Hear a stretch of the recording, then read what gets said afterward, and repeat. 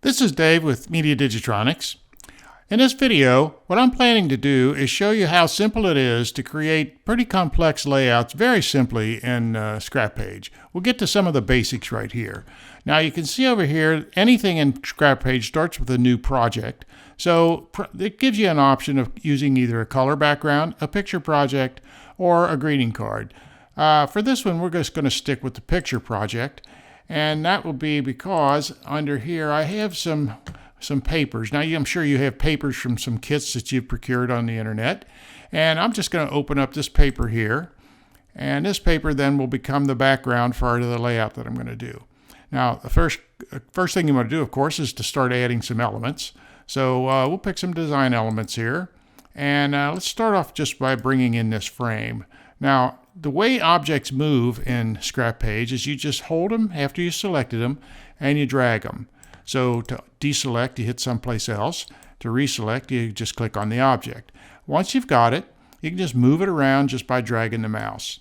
Now, that's with a mouse down, or with a mouse down, of course. You hold the mouse down on the left mouse if that's your preference, right if you got your mouse set up that way. But in any case, a mouse down and drag. Now, to resize the objects, you see these little corner handles here. Whenever you put the arrow over one of them, it changes color. And all you do, again, is hold the mouse down and drag. And that resizes the object to anything you want. And once you've gotten there, you can, again, of course, just move it around. Now, beyond that, the blue arrows here on each corner, those are the rotation handles. And just by grabbing one of them and dragging, mouse down and drag, you can rotate your object around.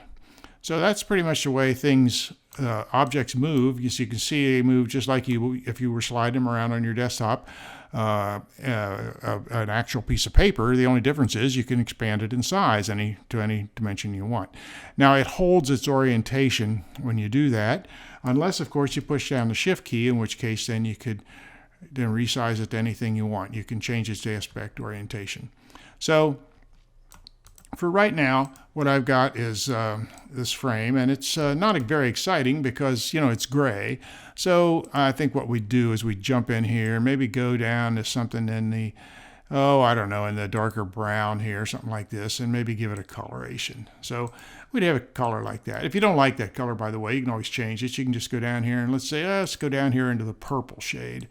It might even be better for this background. Let's pick something down here more in the purple side of things.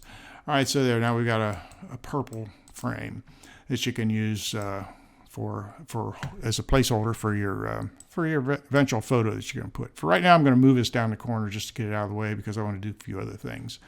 So I'm going to add some pictures now and some design elements. I have these flowers here. So I'm going to go ahead and select some of these guys. You can select, and you can bring in, I'll bring that ribbon as well. You can bring in as many as 10 at a time. So let's bring them in, and you'll see they line up across the top of the workspace. Now over here on the layers palette, which is very similar to the layers palette of Photoshop or Photoshop Elements. You can see the order in which these came in. The frame came in first, and it's on the bottom.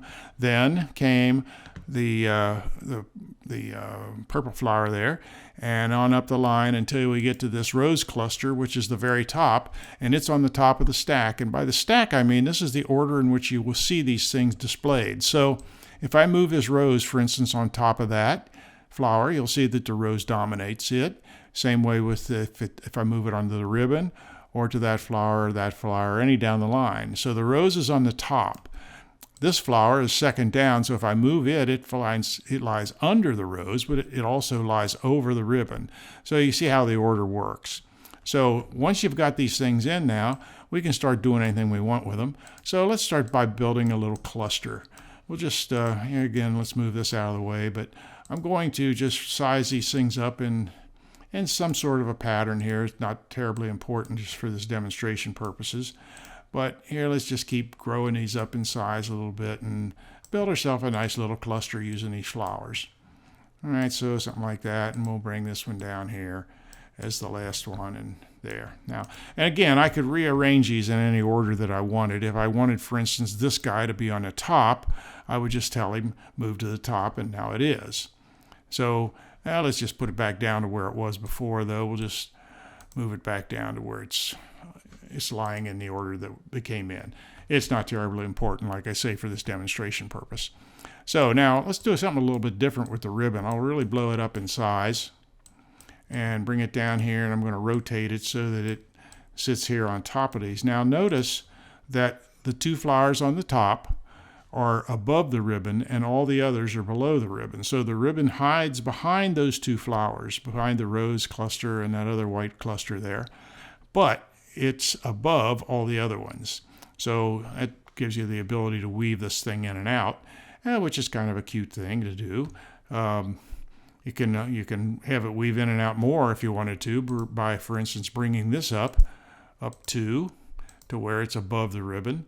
And now you can see the ribbon comes above and then goes back below that flower. All right? So if we just leave it like that, we could say, fine, now what are we going to do with our frame? Well, we bring it over here. Now remember, the frame was the very first thing to come in.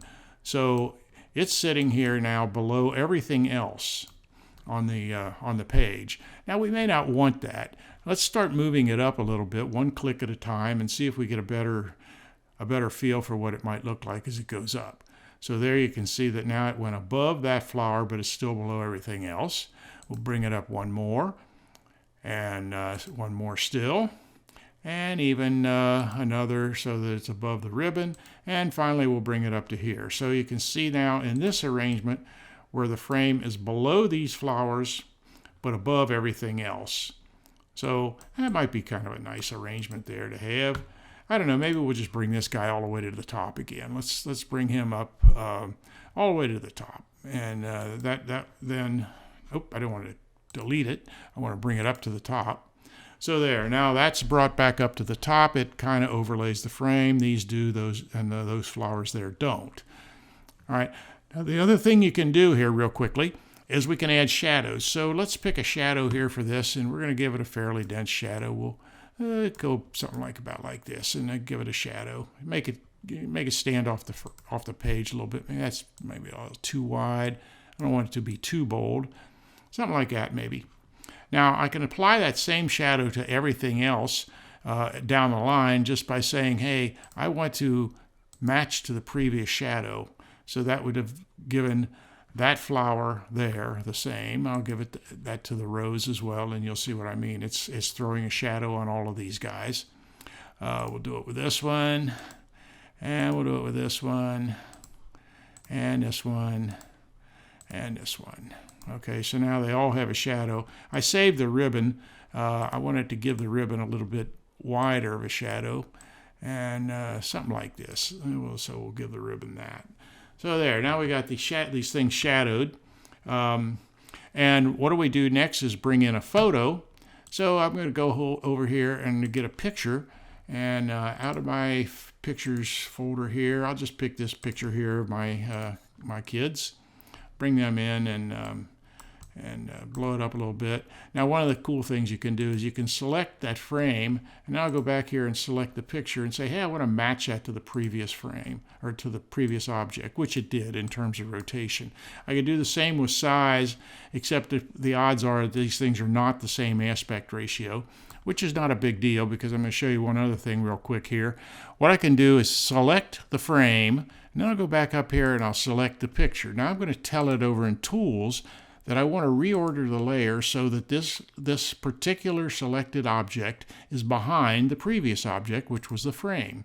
So there, it moves it in the layer stack right behind the frame. It's still above all these other elements, but it's behind the frame. Now it's too big, of course, so what I'm going to do is I'll just say, well, I can't quite make it work, but that's okay because we can set it like that to where the kids are nicely centered in the frame. And I can right-click on it. And then I'm just going to take, and that brings up this random aspect crop rectangle. And I'm just going to crop it so that they lie behind the frame. So there, now they're behind the frame, and everything is laid out the way we'd like it to be. So that's a real quick overview of how objects move, how they're resized, how they're rotated, and how they're located throughout your in the order stack throughout the whole layout. And that's the way things move in ScrapPage. Now in the next video, I'm going to get more into other aspects such as masking and bringing in solid rectangles and doing some pretty cool things with them, as well as some text stuff. So until then, this is Dave for Media Digitronics. Bye-bye.